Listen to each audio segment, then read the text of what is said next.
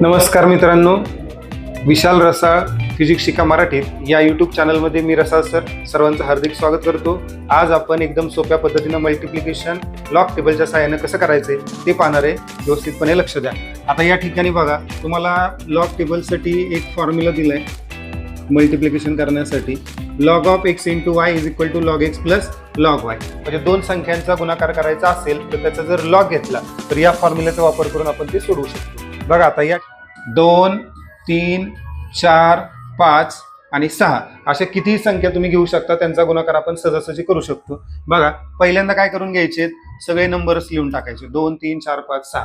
त्याच्यानंतर काय केले बाळांनो, आपण सगळ्यांचे कॅरेक्टरिस्टिक लिहिलेत. काय केलेत? सगळ्यांचे कॅरेक्टरिस्टिक लिहिले. आता हे कॅरेक्टरिस्टिक कसे लिहिले? दोन प्रकारचे नंबर असतात. एक नंबर असतो तो एक पेक्षा लहान असतो आणि एक नंबर असतो एक पेक्षा मोठा. जे नंबर एक पेक्षा मोठे आहे त्याचं कॅरेक्टरिस्टिक त्याच्या किमतीनुसार ती किती अंकी आहे ती ठरवायची.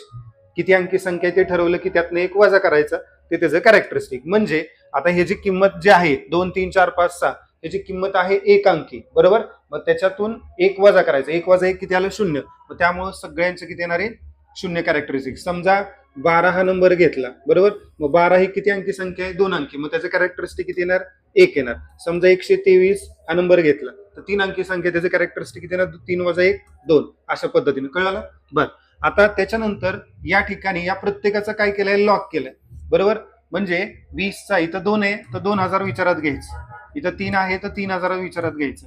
इथं 4 आहे तर 4000, 5 असेल तर 5000, 6 असेल तर 6000. 4 अंक आपल्याला गरजेचे असतात. म्हणून मग आपण काय करतो, 20चा 0, 30चा 0, 40चा 0, 50चा 0 आणि 60चा 0 आपण पाहत असतो. आता इथं 20चा 0 दिलाय, इथून हा 20 आणि इकडून हा 0, तर किती येणार? 30 10 आहे. 30चा 0 जर पाहिला तर तुम्ही 47 71 घेतलाय. 40चा 0 किती आहे? 60 21. 50चा 0 69 90 आणि 60चा 0 किती आहे? 77 82. इथं नंबर दिला बघा, 60चा हा 0 आणि 50चा 0, बरोबर. मग आता या ठिकाणी काय केले बघा, 20चा 0 दिलाय 30 10, 30चा 0 दिलाय 47 71, 40चा दिलाय 60 21, 50चा 69 90 आणि 60चा किती? 77 82. आणि यांची काय करायची? बेरीज करायची. 1 आणि 1 2, 2 आणि 2 4, 8 आणि 2 10, 9 19 आणि 8 27, बरोबर. हातच्याले 2, 2 आणि 7 9, 9 9 18 आणि 7 25. इथं आले 5, हातच्याले 2, 2 आणि 7 9, 9 आणि 6 15, 15 आणि 6 21, 21 आणि 4 25, 25 आणि 3 28 आणि हातच्या किती आले? 2, 2 अधिक 0 किती आलं? 2. आता लक्षात घ्या, पॉईंटच्या अलीकडचा नंबर काय असतो? कॅरेक्टरिस्टिक. पॉईंटच्या पुढं जे नंबर आहे 4 नंबर मिळतात नेहमी.